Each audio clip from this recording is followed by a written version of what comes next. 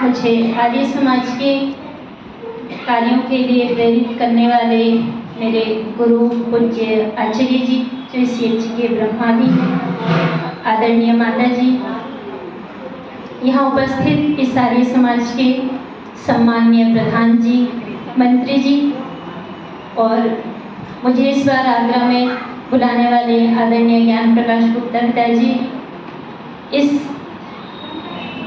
परिसर में बैठे हुए सभी सत्संग प्रेमी, धर्म प्रेमी सज्जन। देखिए, अभी अभी हम सब ने यज्ञ किया और आप आचार्य जी से सुन ही रहे हैं बार बार कि यज्ञ करने के अपने कई फायदे, नुकसान तो बिल्कुल नहीं। जिस प्रकार से सभी कर्तव्य कर्म है, उसी प्रकार से यज्ञ भी कर्तव्य कर्म है। यज्ञ को करने से कोई पुण्य नहीं मिलता, लेकिन न करने से हमें पाप अवश्य लगता है, क्योंकि कर्तव्य है। जब हम किसी कर्तव्य को नहीं करते हैं तो उसका कोई ना कोई विपरीत परिणाम हमारे जीवन में दिखने लगता है। जैसे हम भोजन छोड़ दें तो कहीं ना कहीं शरीर में कमजोरी आती है, प्रातः उठना छोड़ दें तो कहीं ना कहीं हमारे कार्य देर से होने लग जाते हैं, आलस्य आता है जीवन में। उसी प्रकार यज्ञ को भी कर्तव्य कर्म कहा गया है। अगर यह छूटता है तो कहीं ना कहीं उसका विपरीत परिणाम हमें हमारे जीवन में देखने को मिलता है। जिस प्रकार से आप देखेंगे, आज सारी दुनिया में एक परेशानी है जिसको हम सभी बोलते हैं ग्लोबल वार्मिंग, अर्थात पर्यावरण प्रदूषण। पहले यह परेशानी नहीं थी। आजकल हर चौथे व्यक्ति को आप देखोगे तो अस्थमा की बीमारी है। क्यों है? क्योंकि कहीं ना कहीं हमारा पर्यावरण बहुत ज़्यादा प्रदूषित हो गया है। प्रतिदिन घर में यज्ञ न होने से, संस्कार न मिलने से, क्योंकि सामवेद में एक मंत्र आता है, कहते हैं यज्ञेन शिशुन् पर्यभूषता, अर्थात अपने शिशुओं को, अपने बच्चों को बहुत सारे अलंकार तो देने चाहिए, उनकी व्यवस्था तो करनी चाहिए, पढ़ाई लिखाई, घर गाड़ी, जो भी सुविधा एक माता पिता सामर्थ्य से दे सकते हैं। किंतु मंत्र का उद्देश्य है, मंत्र में ये आदेश है कि अपने शिशुओं को यज्ञेन, अर्थात यज्ञों के द्वारा सजाओ, अर्थात उनको यज्ञ से जोड़ो, संस्कारों से। जो हमारे संस्कार है, जो बिना किसी अग्निहोत्र के नहीं हो सकते हैं, उन संस्कारों से, यज्ञों से अपने परिवार को, पुत्रों को जोड़ो। क्योंकि धन तो हर माता पिता दे जाते हैं, लेकिन जो हमारी असली संपत्ति है, संस्कार, वो हम बच्चों को नहीं दे सकते। क्योंकि हम अगर इनका बचपन नहीं सुधारते हैं तो क्या होता है, हमारा बचपन खराब हो जाता है। इसलिए जो हम प्रायः सुन रहे हैं, क्योंकि संसार में एक चीज बहुत ही निश्चित है, जिसका नाम क्या है, मृत्यु। यहाँ आना जाना लगा रहता है। जब युधिष्ठिर से भी पूछा गया कि इस संसार का सबसे बड़ा आश्चर्य क्या है, तो युधिष्ठिर ने कहा, अहनि अहनि भूतानि गच्छन्ति यमालय, अर्थात संसार में सभी भूत प्रतिदिन आ रहे हैं, जा रहे हैं, यमालय अर्थात मृत्यु को जा रहे हैं। हम अपनी आंखों से देखते हैं कि प्रतिदिन कितनी मृत्यु होती है।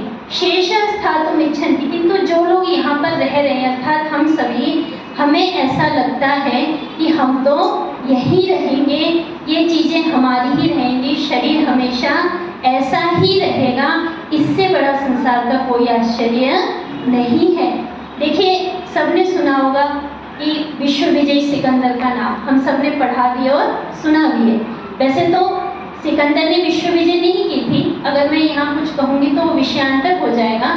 किंतु जब सिकंदर आधी दुनिया पे विजय करके और भारत के पौरुषत्व को देख के, यहाँ के वीरों को देख करके जब वापिस लौट जाता है और अपने अंतिम समय में जब वह बीमार हो जाता है बहुत ज़्यादा, तो उस घटना को जिसने भी पढ़ा होगा तो उन्हें याद होगा कि अपने मंत्री से कहता है कि मेरे दोनों हाथ बाहर की ओर लटका दो। अर्थात संसार के लोगों को यह पता चले कि जिस सिकंदर ने इतनी मार काट करके, इतनी बहनों की भाइयों को छीना, इतने हमारी जो माताएं थे उनके पतियों को छीना, इतने बच्चों के माता पिता को छीना, वह सिकंदर भी दुनिया से जाते समय कुछ भी नहीं लेके गया। अर्थात किसी कवि ने बड़े सुंदर शब्दों में लिखा, वहाँ करोड़ों गए यहाँ से जो इस दुनिया के मालिक थे, सिकंदर जब गया जग से तो दोनों हाथ खाली थे। अर्थात वह भी इस संसार से कुछ भी लेकर के नहीं गया। लेकिन एक चीज़ है जो हम संसार से लेकर के जा सकते हैं। आप अजय जी से सुन रहे थे ना कि जैसे हमारे बैंक का बैलेंस होता है वैसे ही हमारे कर्मों का बैलेंस होता है, जिसको हम कर्माशय कहते हैं। अगर जैसे हम बैंक से कोई चीज़ निकालते हैं या कुछ खरीदते हैं तो तुरंत मैसेज आ जाता है कि आपके इतने पैसे कट गए, ऐसे ही जो कर्मों का बैलेंस है वो भी ऐसे ही चलता है। अगर हम बहुत अच्छे कर्म करेंगे तो वो बैलेंस बढ़ता रहता है, और अगर हम कर्म निम्न स्तर के करते हैं तो वो बैलेंस घटता रहता है। लेकिन उन कर्मों में भी यज्ञो वही श्रेष्ठतम कर्म, अर्थात यज्ञ को श्रेष्ठतम कर्म कहा गया है। और क्यों कहा गया है? क्योंकि यज्ञ न करने के जीवन में बहुत सारे नुकसान है। ऋग्वेद का एक मंत्र है, अगर मैं उसका बहुत ही सरल शब्दों में आपके सामने स्वाध्याय करूं तो आपको समझ में आएगा कि यज्ञ करने के जितने फायदे हैं उससे कई ज़्यादा क्या है, अगर हम ना करें तो नुकसान है। मंत्र कहते हैं उतोस्मै घनसा उत ऊर्ध्नि सोमम सुनोति भवति द्युमाः। उतोस्मै घनसा, जैसे प्रातःकाल गाय अपना अयन भरती है ना, हम उठ करके उसका दूध निकालते हैं, ऐसे ही मनुष्य रात्रि को विश्राम करने के बाद उतोस्मै घनसा उत ऊर्ध्नि, जब प्रातःकाल उठता है सोमम सुनोति, तब उसको क्या करना चाहिए? सोम का सेवन करना चाहिए। जो महर्षि देवदयानंद सरस्वती जी हैं उन्होंने इस मंत्र को जल परक अर्थात प्रातःकाल जल पीना चाहिए, राजा परक, इस प्रकार के भी अर्थ किए हैं। तो यहाँ पर जो तात्पर्य हुआ है कि सोमम सुनोति, सोम का सेवन यजन अर्थात परमपिता परमेश्वर की स्तुति करनी चाहिए, हवन करना चाहिए। और जो ऐसा करता है भवति द्युमाः, वह क्या होता है? ऐश्वर्यों से भर जाता है। किससे भर जाता है?